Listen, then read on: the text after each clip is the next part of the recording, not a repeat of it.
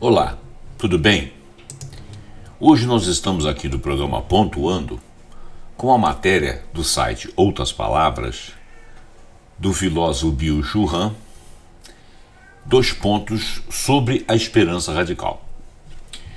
Bom, vamos começar para que esse podcast não fique longo, porque é apenas uma mensagem que eu acho muito interessante. Por não esgotar-se do consumo, a esperança, é a antítese da lógica capitalista, sugere o filósofo Byung-Chul Han. Ela é a portadora do futuro, mas só surge da negatividade da crítica, está em rupturas, exige crítica, desespero e escuta. É sempre cega, pois move-se ao desconhecido. Essa reportagem, essa matéria, do portal Outras Palavras, que eu estou aqui lendo para vocês, é de Cláudio Álvares Teran. Ele se reporta à matéria, que é uma palestra do Byung-Chul Han. Ela foi publicada no Outras Palavras do portal em 29/5/2024 e hoje estamos aqui lendo. Ela foi adaptada a partir do vídeo de Cláudio Álvares Teran sobre uma conferência de Byung-Chul Han intitulada Sobre a Esperança. E como tal, a tradução foi feita por Glauco Faria aqui nessa matéria.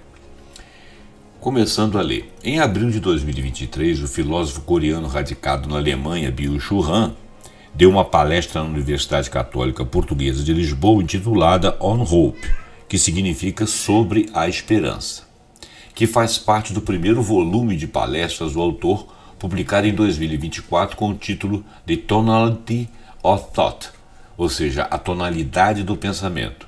A esperança, diz Byung-Chul Han, tem muito a ver com transcendência, fé e amor. Mas hoje trabalhamos, produzimos e consumimos. E nesse modo de vida não há transcendência e, portanto, não há esperança. Vivemos em uma época desprovida de celebração e uma época sem celebração também é uma época sem esperança. Em toda a nossa sociedade de consumo e desempenho, celebramos, mas somos capazes de nos alegrar e regozijar? Ainda temos a capacidade de festejar e celebrar? O tempo sublime da celebração desapareceu completamente em favor do tempo do trabalho. Este tempo ocupa tudo. Até as pausas estão integradas nesse tempo de trabalho, servem para nos dar descanso para continuarmos trabalhando. Mas a esperança não é produtiva, ela é orientada para o que não existe. São Paulo disse em sua carta aos Romanos que quando vemos o que esperamos, não esperamos mais. É possível ter esperança no que se vê? O modo de esperança é o ainda não. Ele se abre para o que está por vir, para o que é possível. Gabriel Marcel, o chamado filósofo da esperança, argumentou que a esperança pode ser encontrada no tecido de uma experiência contínua. Esperança significa dar crédito à realidade, ou seja, acreditar na realidade como portadora do futuro. A esperança nos torna crentes no futuro. Transcendência. Como eu disse no início, a experiência mais intensa de esperança ocorre na transcendência. O escritor político tcheco Václav Havel define a esperança como um estado de espírito, uma dimensão da alma. Em sua essência, ela não depende de uma observação prévia do mundo, não é um prognóstico, é uma orientação do coração que transcende o mundo imediato da experiência e se ancora em algum lugar além do horizonte. As raízes da esperança estão em algum lugar transcendente. É por isso que ter esperança não é o mesmo que estar satisfeito com o fato de as coisas estarem indo bem. É a capacidade de trabalhar por algo porque é bom, não porque é sucesso garantido. E por isso a esperança não é o mesmo que o otimismo. Não é a convicção de que algo vai dar certo, mas a certeza que algo faz sentido, não me importa como vai dar certo. Fazer algo que faz sentido, isso é que é esperança. Não calcular o sucesso de um empreendimento. A esperança pressupõe coragem e fé. é o que nos dá força para viver e tentar algo de novo e de novo, mesmo que as condições de experiência sejam desesperadoras. Uma crítica comum à esperança é que ela não tem determinação para agir, que aqueles que têm esperança fecham os olhos para a realidade e se entregam às ilusões. Albert Camus compartilhava essa visão desvalorizada da esperança, que ele chamou de armadilha daqueles que não vivem a vida pela vida em si, mas por alguma grande ideia que a supere e lhe dê sentido. Identificar esperança com resignação. Bjørn Schuljahn se opõe a essa visão de Camus e o faz perguntando o que Camus quer dizer com a vida em si. É simplesmente uma vida nutritiva? Uma vida sem mais? Sem uma ideia, sem significado, a vida é reduzida à mera sobrevivência, ou, como é hoje, à procura da imanência do consumo. Há uma vida sem mais nada, para usar o conceito de Camus, apenas desejos a satisfazer, sem futuro, apenas dedicada a viver no presente do consumo. O capitalismo se concentra em maximizar as necessidades e os desejos. Por isso, a esperança não faz parte da lógica capitalista. Porque quem tem esperança não consome. É por isso que o capitalismo aniquila a esperança e nos transforma em um rebanho de consumidores. Camus ignora a dimensão ativa da esperança, que nos incita a agir em prol do novo, um núcleo ativo que dá asas à nossa ação. Erich Fromm nos diz, ao contrário de Albert Camus, que a esperança não é nem uma espera passiva, nem uma ação contínua. É como o tigre agachado que só pula quando chega a hora certa.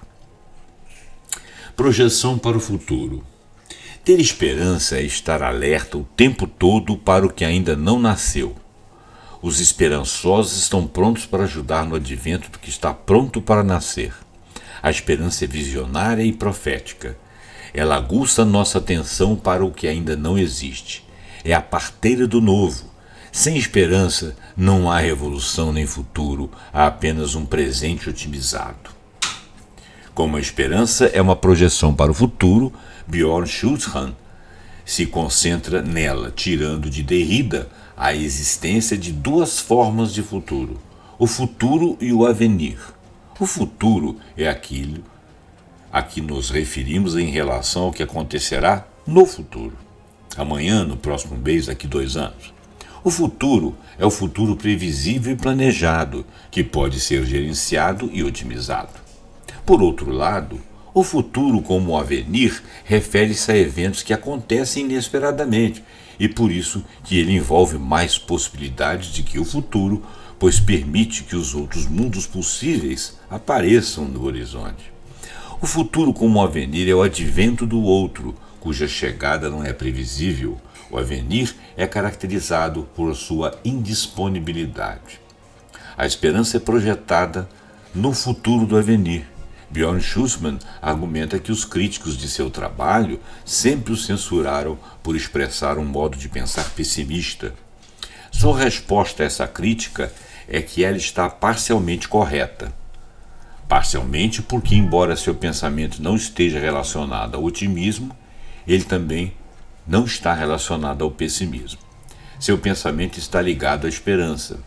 É um erro pensar que o pessimismo é o negativo do otimismo, porque eles não são essencialmente diferentes um do outro. A essência do otimismo é a positividade imaculada. O otimismo vive com a convicção de que, de alguma forma, as coisas vão melhorar. Para o otimista, o tempo está fechado, nada acontece, porque ele vê o futuro como um assunto fechado e acabado. Tudo ficará bem e ponto final. Paradoxalmente, também para o pessimista, o tempo está fechado. O pessimista está preso no tempo como uma prisão. Ele nega tudo sem se aventurar em outros mundos possíveis. O pessimista é tão teimoso quanto o otimista. Ambos são cegos para as possibilidades porque o possível é estranho para eles. Falta-lhes a paixão pelo possível. Em contraste com ambos, aquele que tem esperança aposta em ir além do que não deveria ser. A esperança nos permite escapar do tempo, concluindo como uma prisão.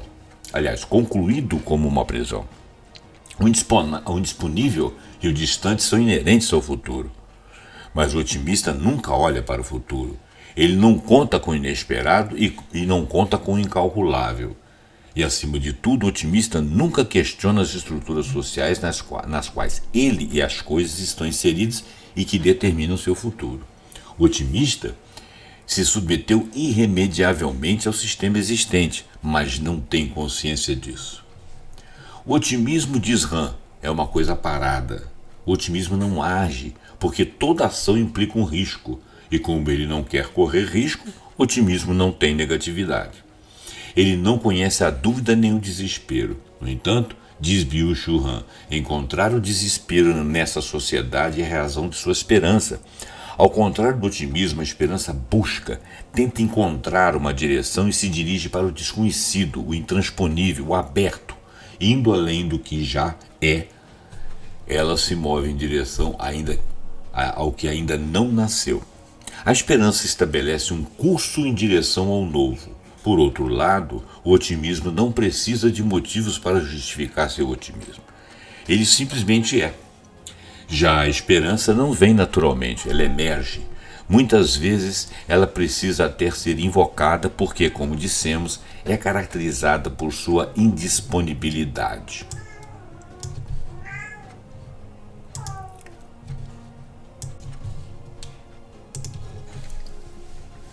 É por isso que Han reconhece que não é um otimista, mas um esperançoso, e afirma que o que precisamos hoje não é otimismo, mas uma esperança radical no novo, em um modo de vida completamente diferente que nasce da negatividade da crítica.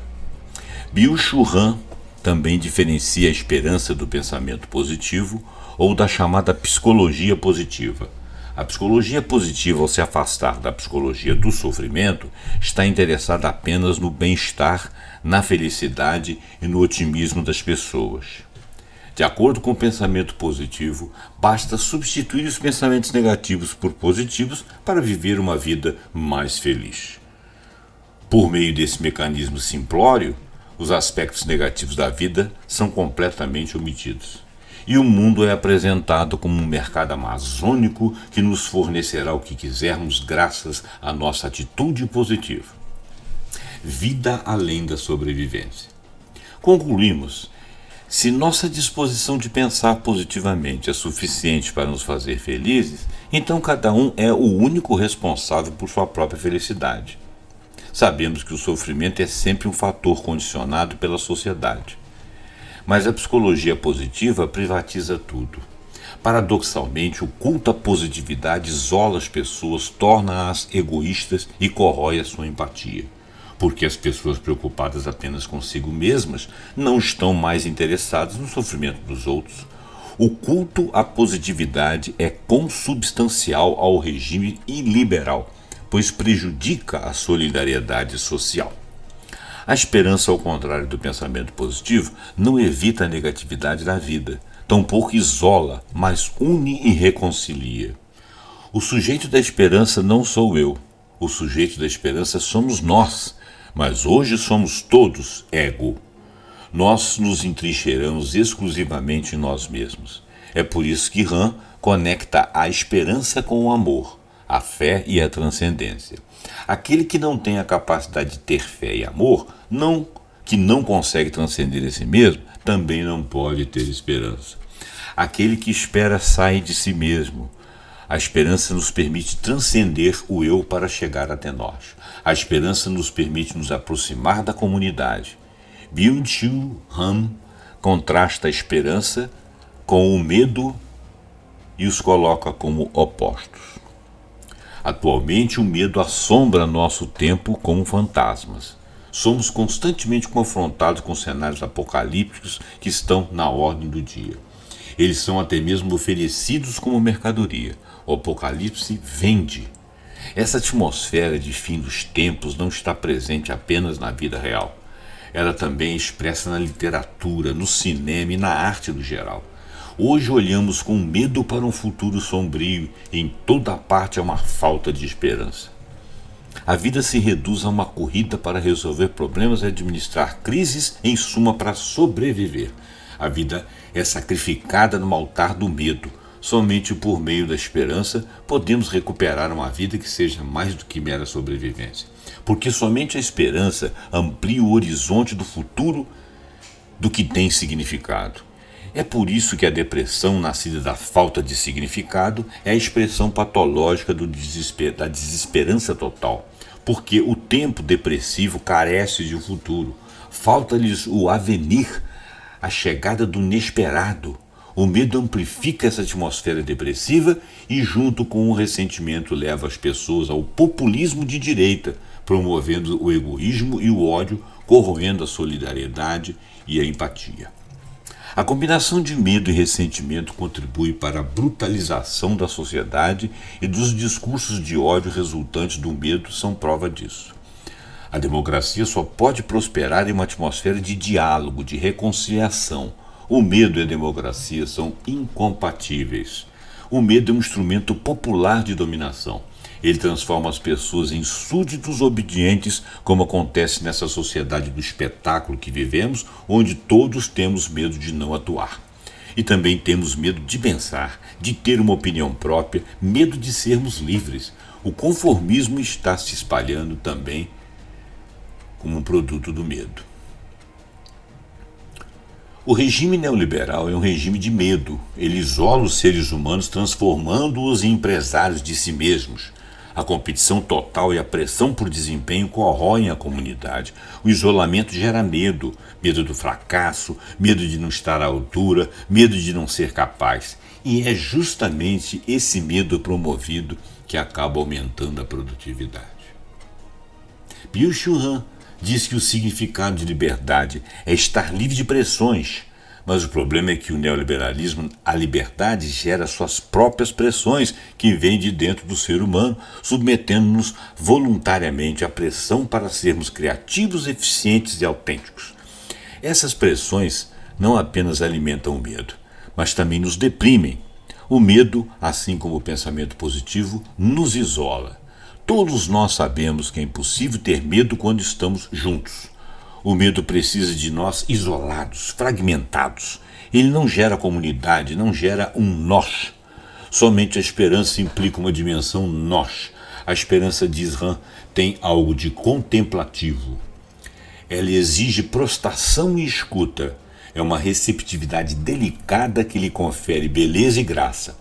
Se, como se diz, a esperança é cega, não é porque ela vive de ilusões, mas porque ela se move em direção ao desconhecido.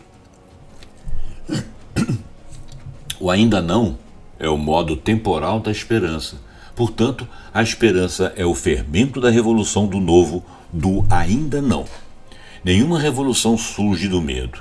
O medo nos torna obedientes, submissos e dominados.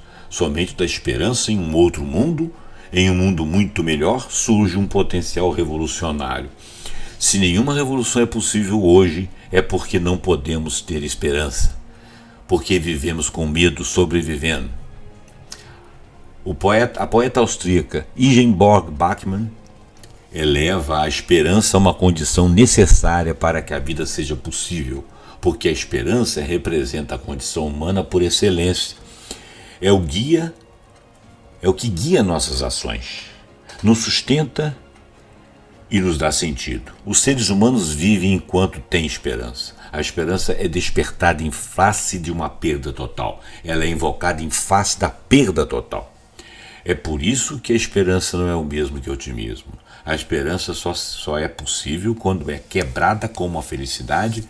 O apesar de é inerente à esperança, que resiste mesmo diante de um desastre absoluto. Se removermos a negatividade do apesar de e do desastre, ficamos com a banalidade simples e passiva do otimismo. É a tensão entre o impossível e o apesar de que abre o futuro e torna a vida possível. Bom, esse é o texto. Não vou fazer qualquer comentário, porque ele é um texto filosófico e ao mesmo tempo psicológico muito profundo, muito bem interpretado pelo pelo autor aqui, Cláudio Álvares Teran, sobre as palavras de Byung-Chul Han, que por sua vez faz inserções de outros pensamentos de outros pensadores e deixa um texto bastante robusto. Eu agradeço a sua atenção, curte, compartilha, dá seu like, dá seu like, joga esse vídeo para frente, deixa seu comentário para formar engajamento para esse vídeo ser importante, esse podcast, para as pessoas ouvirem e refletir sobre isso. Muito obrigado e até o próximo programa pontuando com algum assunto que eu achar muito interessante e que você também vai achar. Até lá!